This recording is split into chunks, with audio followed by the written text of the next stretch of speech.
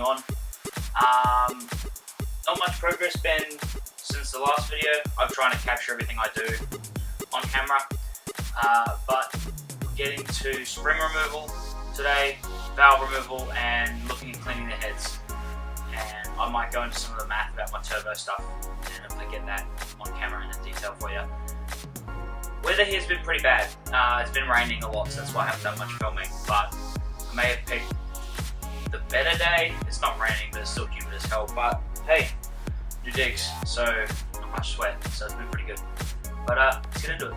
Today is going to be the process of showing you the valve removal, cleaning, and my process of going through and somewhat polishing the heads, the deburring of some of the water jackets, and there is some rough casting here in the oil return channels.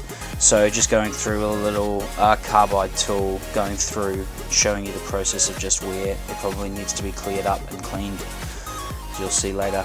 But yeah, so hopefully we'll get into it, and I'll show you my hodgepodge method of getting out valve springs and retainers. So, spring removal and valve, springs, retainers, just the whole shebang. So, a lot of shops out there sell tools for valve spring compressor tools or valve spring removal tools. Honestly, in my experience with the Barra, they didn't work. I bought the super cheap one,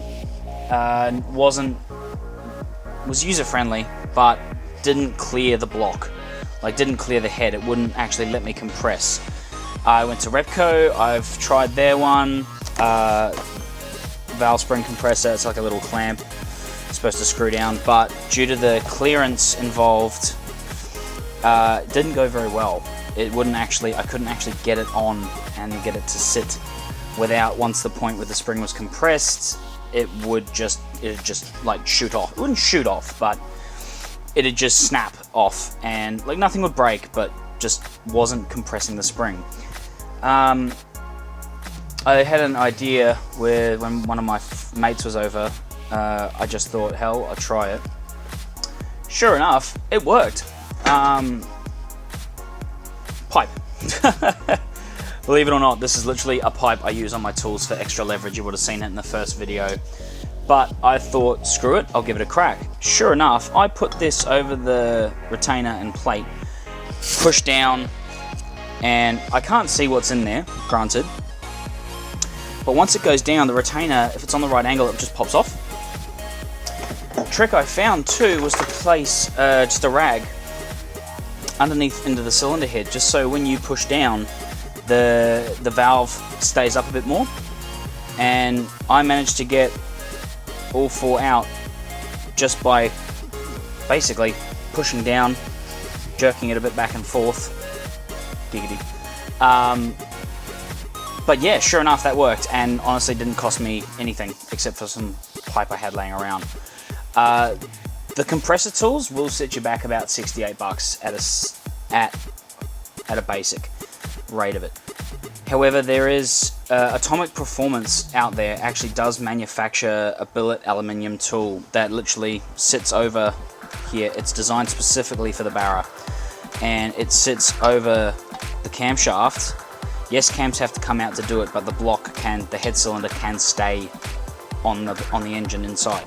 Cams come out, it literally bolts across here, and it has four little screws that just push down. You get a magnet tool like this, just go in and magnet it out of the retainer. I'm on a budget, so I didn't really want a spring for that just yet. I considered it purely because of the headache the other two spring compressors were giving me, but honestly, after finding out the pipe method, I really just stuck with it. And if I'm going to be buying more powerful springs, that's where it's going to get tricky, which I have ordered. They are on the way. I ordered them literally this morning.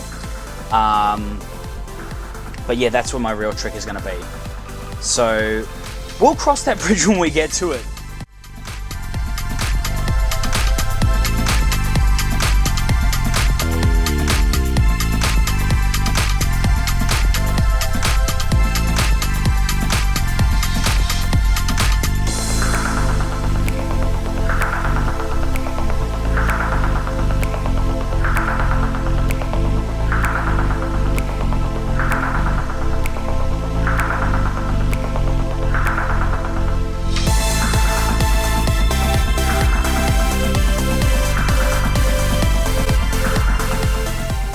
taken out all the exhaust, all the exhaust springs by my little trick of putting the little cloth, literally pull it cloth up from under.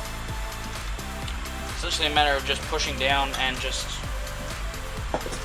maneuvering it. We've got the retainers in one bag, springs and spring seat, spring hats in the other one. So now I'm just going to go ahead and lift it up, lock, cylinder head, and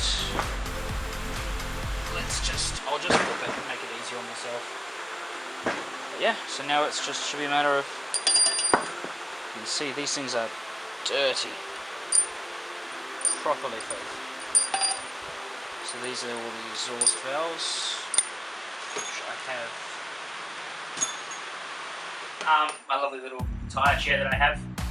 Right, so now we're up to the point where I will start stripping everything back, getting it back to bare metal on the cylinder heads, and hopefully start getting a bit of a polish. But so tools I'll be using my rotary tool with a flexi shaft. The pen makes it a lot easier to handle, doesn't let the bit get away from you, and yeah. Jump into coveralls because it's just something that's easy to clean and I don't have to wear. But yeah. So was that?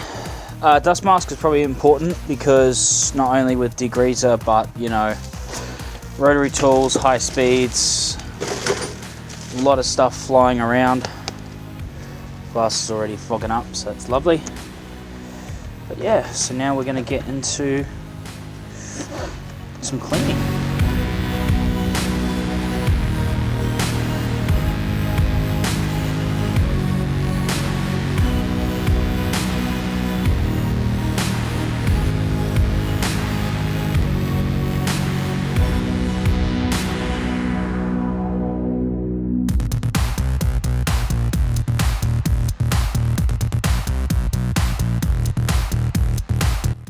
So I got all the valves out, all the springs out, retainers, spring hats, all that's out.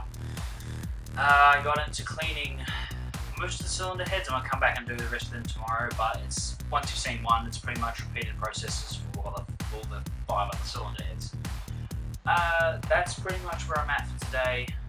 That's pretty much all I've done.